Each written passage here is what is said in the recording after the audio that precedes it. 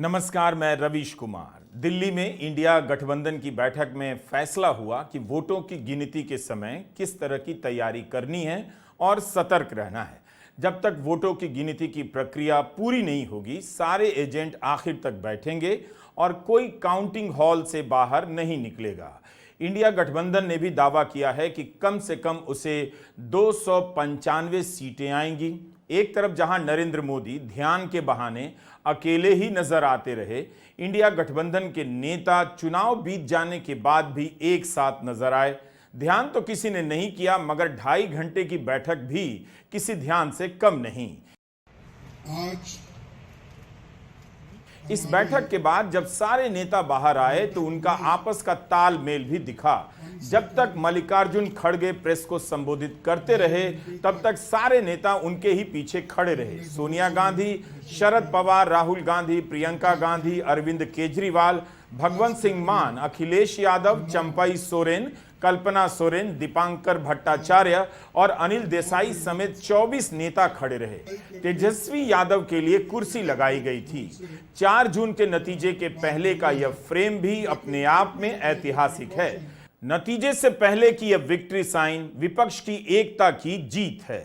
उनका यहां तक एकजुट रहना बता रहा है कि विपक्ष के सभी नेताओं ने जनता की यह मांग सुनी कि सबको एक होना पड़ेगा। हार जीत अलग बात है, लेकिन विपक्ष ने एकता की मांग को सुना और इसे पूरे चुनाव के दौरान बरकरार भी रखा। ऐसी चर्चाएं भी सुनने को नहीं मिली कि इनमें से कोई अकेला चल रहा है और अपनी महत्वाकांक्षा की राजनीति कर रहा है। तमाम सीमाओं और चुनौतियों के बाद भी चुनाव को एक तरफा नहीं होने दिया। विपक्ष के नेता जेल भेजे गए, जांच एजेंसियों का लगातार हमला झेला गया और अपने ही उम्मीदवारों के बैठ जाने या बिदक जाने की अफवाहों के बीच यह गठबंधन चुनाव लड़ता रहा। आप हिंदी के अखबार और न्यूज चैनल उठाकर देखिएगा इन नेताओं को कितना कवरेज मिला है, तब आपको असलियत का अंदाजा होगा। पर इस हाल में भी इस गठबंधन ने चुनाव को मुद्दों पर बनाए रखा, यही इनकी बड़ी उपलब्धि है। इन नेताओं ने इस वक्त की राजनीतिक चुनौतियों के लिए अपने सारे मतभेद भुला दिए। नरेंद्र मोदी अगर जीत गए तो गोदी मीडिया विपक्ष का खूब मजाक उड़ाएगा, लेकिन विपक्ष के इन नेताओं ने अब गोदी मीडिया और उसके बनाए नैरेटिव से लड़ना और उसके बीच जीना सीख लिया है। जनता के बीच, जनता के मुद्दों पर चुनाव लड़ा, धर्म के नाम पर भावुकता पैदा कर वोट मांगने का प्रयास नहीं किया। क्या यह बड़ी बात नहीं कि एक तरफ प्रधानमंत्री मोदी मुसलमानों के खिलाफ नफरत के नाम पर हिंदू गोलबंदी बना रहे थे, विपक्ष मुद्दों पर अड़ा रहा। जो आज बीजेपी और उनके साथी लोग खास करके एग्जिट पोल पे बहुत वो लोग चर्चा करेंगे और इसीलिए लोगों में कंफ्यूजन नहीं होना और वो जो नैरेटिव देने की कोशिश कर रहे हैं उसको हमने सच्चाई इस देश के लोगों को बताना चाहते हैं। इंडिया गठबंधन कम से कम 295 सीटें प्लस 295 से ज़्यादा आएंगे, कम तो नहीं आएंगे। ये हमने आकलन किया कि सभी हमारे नेताओं से पूछने के बाद ये एक आंकड़ा हमारे पास मिला है और इस आंकड़े में कोई बदलाव नहीं है। ये एक जनता की सर्वे है, हमारा सर्वे नहीं है। जो जनता ने सीधा हमारे को कहा है और हमारे नेताओं को जो इन्फॉर्मेशन दिया है, ये इन्फॉर्मेशन पहुंचाया है, उस आधार पर ये हमने आज आप लोगों को बता रहे हैं। सरकारी सर्वे तो होते हैं क्योंकि उनके पास बहुत से आंकड़े बनाने का, बिगाड़ने का ये पहले से भी है और उनके चंद जो मीडिया के दोस्त हैं उसको हाई फाई करके वो भी लोग बताते हैं। इसीलिए हम आपको सत्य बताना, रियलिटी बताना, जनता का क्या मन है, जनता जो कहती है वो हम आपके सामने रख रहे हैं। 4 जून को पता चलेगा कि 295 सीटों का आंकड़ा सच्चाई के कितना करीब था। मगर यह बात भी नोट करने लायक है कि इस चुनाव में विपक्ष उम्मीद कर रहा है। अभी तक के 2 चुनाव में विपक्ष ने उम्मीद खो दी थी। यह इस चुनाव की बड़ी जीत में से एक है। दरअसल 2024 के चुनाव की कई जीत है, उसे अनदेखा नहीं करना चाहिए। विपक्ष ने इस चुनाव में एक बहुत मुश्किल लड़ाई लड़ी है। शुरू में लग रहा था कि विपक्ष हताश है, लड़ भी नहीं पाएगा, सब किसी को जेल में डाल दिया जाएगा। विपक्ष का मजाक उड़ाना बहुत आसान है, लेकिन बिना विपक्ष के कोई भी लोकतंत्र नहीं रह जाता। हर किसी को लगता था कि कुछ भी हो जाए विपक्ष एकजुट नहीं होगा, लेकिन विपक्ष ने इस असंभव को संभव कर दिखाया। भले ही नरेंद्र मोदी की जीत के दावे किए जा रहे हैं, मगर उनके पाले का गठबंधन इस चुनाव में बिखर गया। पुराने साथी नजर नहीं आए। अपने ही पुराने सहयोगियों को तोड़ ताड़ कर बीजेपी का गठबंधन बना है। मल्लिकार्जुन खड़गे ने कहा कि 2 जून को चुनाव आयोग से समय मांगा गया है। मैं आपका धन्यवाद करता हूं, क्योंकि हमने इतनी कोशिश इकट्ठा होके हमने की है, और ये इकट्ठा होने के वजह से आज ये फिगर आपके सामने हम रख रहे। और दूसरा इलेक्शन कमीशन के पास भी हम जाएंगे, हम बताएंगे, क्योंकि पहले बैलेट पेपर चंद जगह बाद में गिनते थे, उसमें भी गड़बड़ी हो सकती थी और दूसरे चीज़ों में भी गड़बड़ी हो सकती थी। इसीलिए हम इलेक्शन कमीशन के पास जाके हमारे गठबंधन के लीडर उनको जो कुछ भी हमारे शिकायतें हैं उनके सामने रखेंगे, और उनको करेक्शन करके, जो मॉडिफिकेशन करके जो ऑर्डर निकालना है और हर डिस्ट्रिक्ट मजिस्ट्रेट को भेजना है या रिटर्निंग ऑफिसर को, वो भेजे, जल्द से जल्द ये काम करें। इस चुनाव में बैलेट पेपर को लेकर कई जगहों से शिकायतें आई हैं, इन पर ध्यान देना जरूरी है। विपक्ष की लड़ाई का एक मोर्चा चुनाव आयोग को लेकर भी था। जयराम रमेश ने बताया कि कांग्रेस ने चुनाव आयोग से 117 शिकायतें की, लेकिन कई शिकायतों पर कोई कार्रवाई नहीं हुई। हमने 77 दिनों में चुनाव आयोग को 118 शिकायतें प्रस्तुत की। ये 118 शिकायतें आचार संहिता का उल्लंघन, रिप्रेजेंटेशन ऑफ पीपल्स एक्ट 1951 का उल्लंघन और सुप्रीम कोर्ट के अनेक निर्णयों का उल्लंघन है। इसकी पूरी जानकारी आपको मिल जाएगी और ये सारा डिटेल हमने एक टेबल भी बनाकर आपको मिल जाएगा अगले 5-10 मिनटों में। पर कुल मिलाकर 117 शिकायतें। 117 शिकायतों में से निवर्तमान प्रधानमंत्री के खिलाफ 14 शिकायतें हैं उल्लंघन का। 8 शिकायतें उत्तर प्रदेश के मुख्यमंत्री के खिलाफ हैं, 3 निवर्तमान गृह मंत्री के खिलाफ हैं और बीजेपी अध्यक्ष स्मृति ईरानी, हेमंत बिस्वा शर्मा के खिलाफ भी कुछ शिकायतें हैं। कुल मिलाकर 117 शिकायतें हैं और जहां जहां कार्रवाई हुई है, पर मोटे तौर से मैं कह सकता हूं कि बहुत सारे ऐसे शिकायतें हैं जिस पर कुछ कार्रवाई नहीं हुई। पर इसकी जानकारी मैं आपको देना चाहता हूं कि 13 अप्रैल से लेकर 30 मई तक कांग्रेस पार्टी ने चुनाव आयोग को 117 शिकायतें प्रस्तुत की। इस चुनाव में मतदाता सूची से नामों का कट जाना भी एक बड़ा मुद्दा रहा। हमारी चुनावी प्रक्रिया में ऐसी कोई व्यवस्था नहीं कि नाम कट जाने के बाद मतदान के दिन वोट का मौका दिया जा सके, जबकि हर वोट की कीमत का दावा किया जाता है। कई जगहों से रिपोर्ट आई कि बड़ी संख्या में वोट सप्रेशन हुआ है, यानी किसी कारण से मतदान करने नहीं दिया गया तो मतदाता का ही नाम सूची से गायब हो गया। जेएनयू की प्रोफेसर आयशा किदवाई का नाम मतदाता सूची में नहीं था। 25 मई को दिल्ली में जब मतदान हुआ तब मतदान केंद्र पर उन्होंने काफी कोशिशें की, फिर भी वोट नहीं डाल पाई। चुनाव आयोग के पास ऐसा कोई सिस्टम नहीं कि वह एक प्रोफेसर को वोट डालने का अधिकार दिला सके। जब आयशा किदवाई जैसी प्रोफेसर का यह हाल था तो न जाने कितने आम लोगों का नाम कट गया होगा और वे अपनी बात कह भी नहीं पाए होंगे। आयशा किदवाई ने बाद में एक पोस्ट लिखा और बताया कि किसी ने भी उनके सवालों का जवाब नहीं दिया। क्या उनका नाम मुसलमान नाम होने के कारण कट गया, इसका भी जवाब नहीं मिला। उन्हें बताया गया कि किसी ऐप से मोबाइल नंबर लिंक नहीं किया था, इसलिए नाम कट गया होगा। दुनिया भर में मशहूर इस प्रोफेसर के आंसू निकल आए। आयशा ने लिखा है कि 10 साल में मोदी सरकार ने यही कहकर लोगों को चुप किया है कि गलती आपकी है। प्रोफेसर आयशा किदवाई ने लिखा है कि इंडिया गठबंधन तभी कह रहा है कि संविधान खतरे में है और हमने इस चुनाव में देख लिया।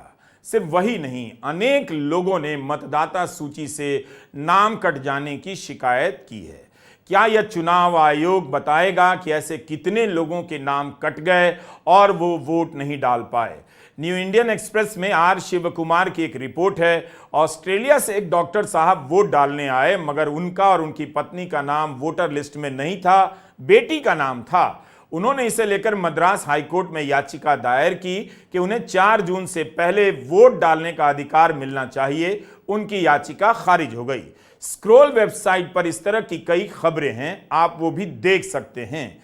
सुप्रीम कोर्ट के वकील कपिल सिब्बल ने इस मसले को लेकर प्रेस कॉन्फ्रेंस की। उदाहरण के तौर पे मैं आपको बताना चाहता हूं कि एक महिला जब वो वोट देने गई, अपना मत देने गई, तो उसको पता चला कि उसका वोट कैंसिल हो चुका है, इलेक्टोरल रोल में नाम ही कैंसिल हो चुका है।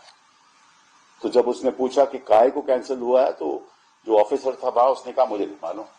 फिर उसने कोशिश की पता करने की कि कैसे हुआ, तो पता चला कि किसी ने ये कहा कि उसकी तो मृत्यु हो चुकी है, देहांत हो चुका है।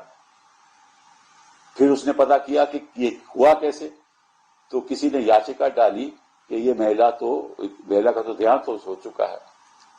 अब जिसने याचिका डाली उसका एड्रेस भी नहीं है, उसका पता भी नहीं है, किसने डाली, कैसे डाली और कैसे उस अफसर ने उसकी वोट डिलीट की, इलेक्शन कमीशन ने वोट डिलीट की। तो मैं समझता हूं कि इस देश में एक ऐसा कानून आना चाहिए कि जो भी मतदाता के हक को छीने उसको मिनिमम सजा 5 साल होनी चाहिए, मिनिमम सजा, ताकि चाहे वो पुलिस अफसर हो जो मतदाता को वोट नहीं देने देता, और जो भी सरकारी कर्मचारी उसमें शामिल हों उनको भी इतनी सजा मिनिमम होनी चाहिए। जब तक आप ये नहीं करोगे कि धांधलेबाजी इलेक्शन में चलती रहेगी। और मैं सोचता हूं कि इलेक्शन कमीशन ने इस बारे में गौर क्यों नहीं किया। इलेक्शन कमीशन को खुद रिकमेंडेशन देना चाहिए था कि अगर कोई भी ऐसे काम करेगा तो उसको मिनिमम सजा होनी चाहिए। आज मतदान समाप्त हो गया। 7वें चरण के मतदान पर गर्मी भारी पड़ गई या लोगों का उत्साह ही ठंडा पड़ गया। उत्तर प्रदेश की 13 लोकसभा सीटों पर शाम 5 बजे तक 54% मतदान हुआ। आखिर उत्तर प्रदेश में मतदान को लेकर ज्यादातर चरणों में उत्साह क्यों नहीं बन पाया? बलिया में शाम 5 बजे तक 51% भी मतदान नहीं हो सका। तेज गर्मी और लू के कारण बलिया की ये खाली सड़कें बता रही हैं कि लोग वोट देने नहीं निकले। शहर की सड़कों पर सन्नाटा पसरा हुआ था। पैदल चलने वाले इक्का दुक्का नजर आए, लेकिन सड़क पर कारें भी नहीं थी। पता चल रहा था कि गर्मी ने घरों पर ताले लगा दिए हैं। मतदान केंद्रों पर भी सुबह के वक्त चहल पहल देखी गई, लेकिन कई जगहों पर मामला ठंडा दिखा। बलिया के एक मतदान केंद्र पर वोट देने गए वृद्ध व्यक्ति की मौत हो गई। मतदान से एक दिन पहले खबर आई कि यूपी और बिहार में गर्मी के कारण 25 लोगों की मौत हो गई। ये सब मतदान की प्रक्रिया से जुड़े हुए लोग हैं। इतनी तैयारी और इंतजार के बाद मतदान केंद्रों का हाल बता रहा है कि 7 चरणों में मतदान कराने का फैसला कितना गलत था। गोरखपुर में 5 बजे तक 52.5% ही मतदान हुआ। वाराणसी में भी मतदान समाप्त हो गया। 2019 में भी बनारस में कोई अप्रत्याशित मतदान नहीं हुआ। करीब 55% ही मतदान हुआ था। बनारस में भी दोपहर 3 बजे तक मतदान 48% के आसपास रहा, लेकिन 5 बजे तक बहुत बदलाव नहीं आया। 55% से भी कम मतदान रहा। यहां के मतदान केंद्रों में वोटरों की लाइन देखकर नहीं लगा कि गर्मी के कारण लोग वोट डालने नहीं आ रहे हैं, लेकिन तब भी शाम होते होते मतदान का प्रतिशत बनारस में 60% से अधिक नहीं गया, जबकि जाना चाहिए था। 2019 में बनारस की सीट से प्रधानमंत्री मोदी करीब 4,80,000 मतों से जीते थे। इस बार नारा चला कि 10 लाख वोट से जीतेंगे। बनारस में 18 लाख से अधिक मतदाता हैं। पिछली बार सपा और कांग्रेस अलग अलग लड़ी थी, लेकिन दोनों के वोट मिला दीजिए तो दोनों को 3.5 लाख वोट मिले होंगे। निवर्तमान प्रधानमंत्री को करीब 6.25 लाख वोट मिले थे। अजय राय प्रधानमंत्री मोदी से लगातार 2 बार हार चुके हैं।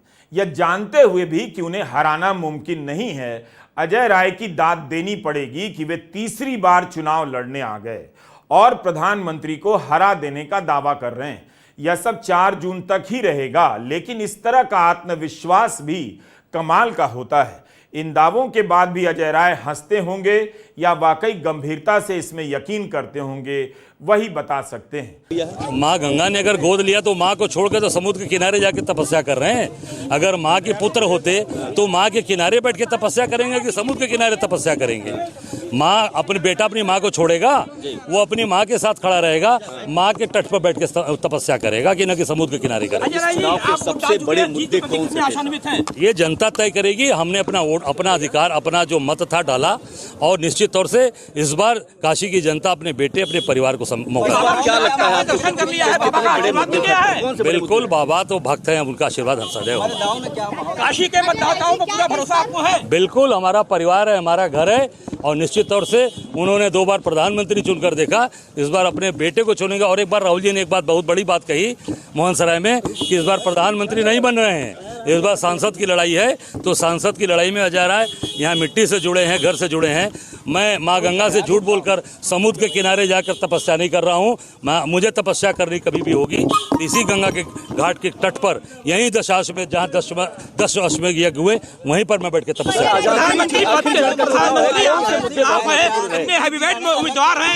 ये जनता, अरे ये जनता तय करती है। प्रधानमंत्री पहले भी प्रधानमंत्री हार चुके हैं और बनारस के लाल नहीं हराया है। चिंता मत करो, काम करो। इस बार अजय रहेंगे आप? बिल्कुल, बाबा विश्वनाथ का आशीर्वाद, काशी के लोगों का आशीर्वाद, बिल्कुल अजय रहेंगे।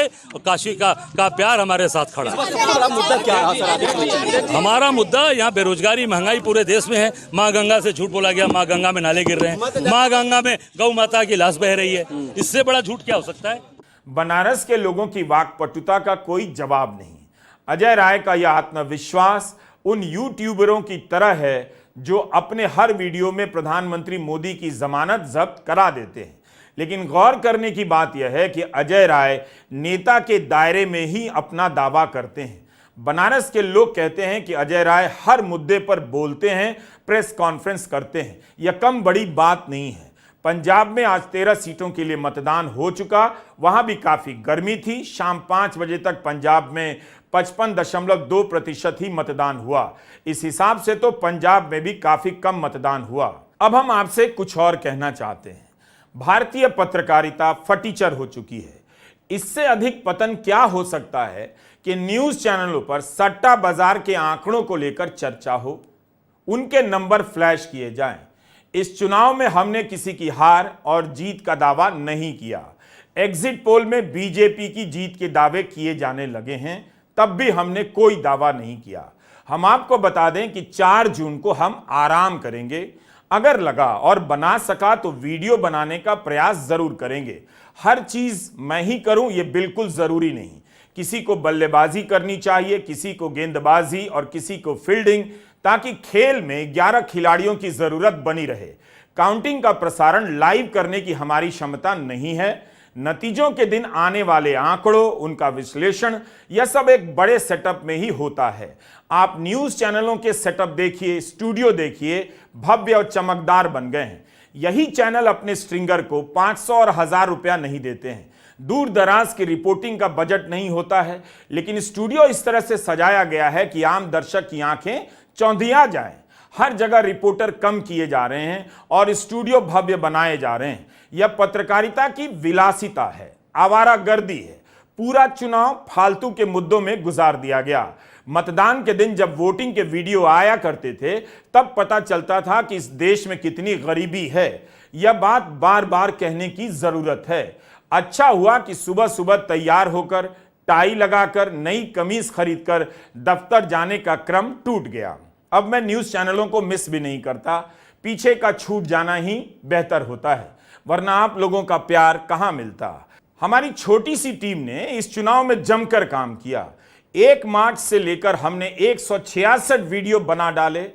437 मिलियन व्यूज मिले हैं, यानी 43 करोड़ व्यूज से भी ज्यादा, वो भी मात्र 166 वीडियो में। लेकिन हमारे वीडियो बहुत लंबे होते हैं, उसके लिए लिखने में, रिकॉर्ड करने में हमारा भुर्ता बन गया। इसी दौरान हमारे सब्सक्राइबर्स की संख्या भी 1 करोड़ पहुंच गई। आप सब्सक्राइब करते रहिए और हो सके तो ज्वाइन भी कीजिए। तो जून के महीने में हम लोग कई दिन छुट्टी पर रहेंगे और वीडियो नहीं बना सकेंगे। उंगलियों और कंधों का बड़ा बुरा हाल है। लैपटॉप का कीबोर्ड का हाल खड़ंजे से बनी सड़क के जैसा हो गया है। जून में वीडियो ना आए तो बेचैन मत हो जाइएगा। हम कोशिश करेंगे कि बीच बीच में कुछ वीडियो डाल सकें, लेकिन 20 जून के बाद से ही नियमित रूप से आपको वीडियो मिलेगा। आपने जो प्यार दिया उसे जीने के लिए, महसूस करने के लिए छुट्टी चाहिए। आप रवीश कुमार ऑफिशियल के साथ बने रहिएगा। हमारा सफर अभी बहुत लंबा है, क्योंकि इस सफर की कोई मंजिल नहीं है। नमस्कार, मैं रवीश कुमार।